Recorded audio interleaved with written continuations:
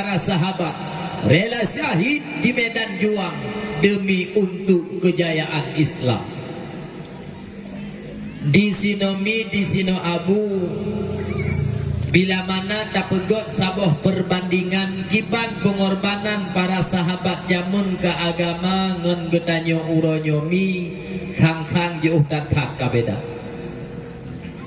Getanyo uronyo mi yang nata semike uro malam bengah tupuk fitok-tok keumpun perut saja-saja. Ke perkara agama jidna jidhana.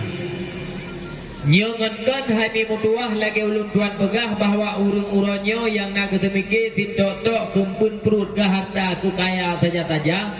Han patih jid nekalan dalam kampung-kampung. Nyo bukan nata ulun tuan pegah.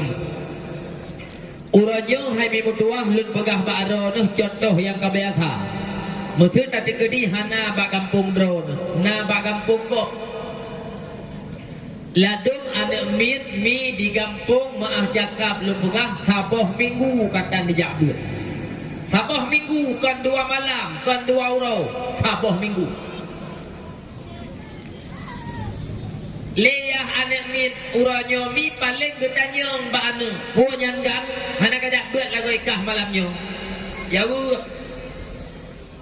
kiule korea rencana malam tinggal baru lonjak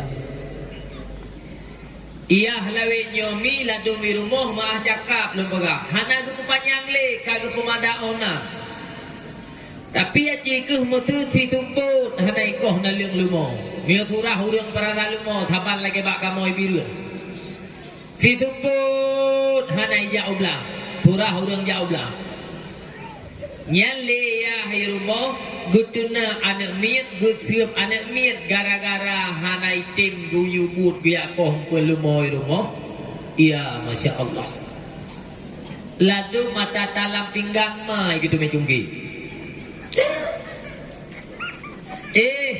sebab bak lumoy jihmi wa tetruk bulan haji dia tapu blau napeng nampun perut kaya tebak lumonya maya bak beut dang lepah tak ada min baik perkara tanya ODP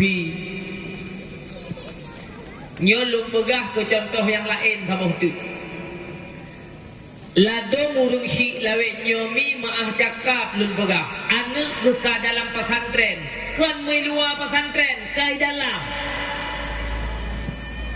singah kagak mupakat irmoh mi ya semulai belak nama lawetnyo nayah lawetnyo gemupakat dua geyak cok anak geyang nai pesantren geyak hubi jeh tengok hiblang gara-gara genyan jauh belang jid korban anak jumpa mentuah geyak cok anak geyak hubi jeh iblang mukanya mesti tak pegah lagi katanya aju bawa pakon han cok peng sertuh reben pupah ni hu bijeh bak go pupu ni cok jis hanjit mi pujit iu umpun perut sertuh reben tu